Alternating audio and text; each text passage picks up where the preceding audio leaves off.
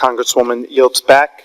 The gentle lady reserves, and the gentlewoman from Texas is recognized. Mr. Speaker, I yield 5 minutes to the gentleman from Nebraska, Mr. Fortenberry.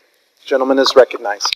Thank you, Mr. Speaker, and let me thank the ranking member, Ms. Granger, for her indulgence in letting me speak today. Let me thank our chair, Ms. Lowy, as well, for at least the ability today to have a discussion. Mr. Speaker, no one wins in a government shutdown. No one wins if the border is not secure. That's where we are. On my way here yesterday, as I was scrambling to get to the airport, and I live in Nebraska, a relatively small state, so we all kind of know one another, or at least recognize one another.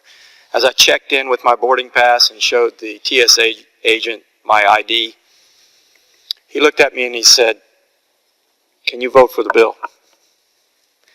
Now, given it's the Senate bill that is dominating the headlines because it is a reasoned attempt to reach some type of consensus here, I looked at the TSA agent. I said, "Yes, I can.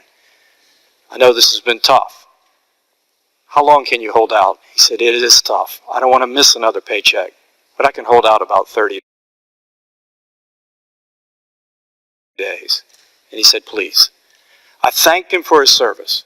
And right now I'd like to thank all of the people who have come back to work without pay, who have done their duty, many under some hardship, because they know it's the right thing to do. And yet what is also the right thing to do is to get past this logjam, this impasse, when to leverage this moment to actually get an outcome, a bipartisan outcome that secures our border. This weekend, the President, I thought, laid out a reasoned proposal that included a spectrum of immigration issues, most of which enjoy robust bipartisan support, including border security. And what do we need there? Personnel. We need technology, and we need enhanced barriers. And so now there is the possibility of some movement on these important questions of reopening the government and getting the right type of border security that now sits in the United States Senate. But I thought Senator Lankford made a good comment as well. He said this isn't a yes or no proposition on that particular bill. It is the starting point, again, for a reasoned debate about how we find some consensus.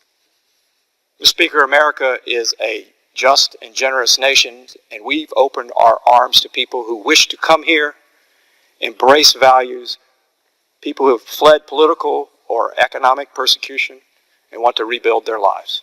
That is the hallmark of who we are. But charity cannot flow out of chaos. And when you have disorder at the border, you have an inability to have a just and humanitarian system that is beneficial to America and to people in need all around the world. And that fundamentally is what is at issue here today. Not necessarily finding a compromise, but a consensus. A compromise implies that somebody may win and somebody may lose. Let's all win here. Let's get the government reopened with the right type of package that includes robust border security that can make America proud. I yield back. The gentleman yields back. The gentle lady reserves. The gentlewoman from New York is recognized.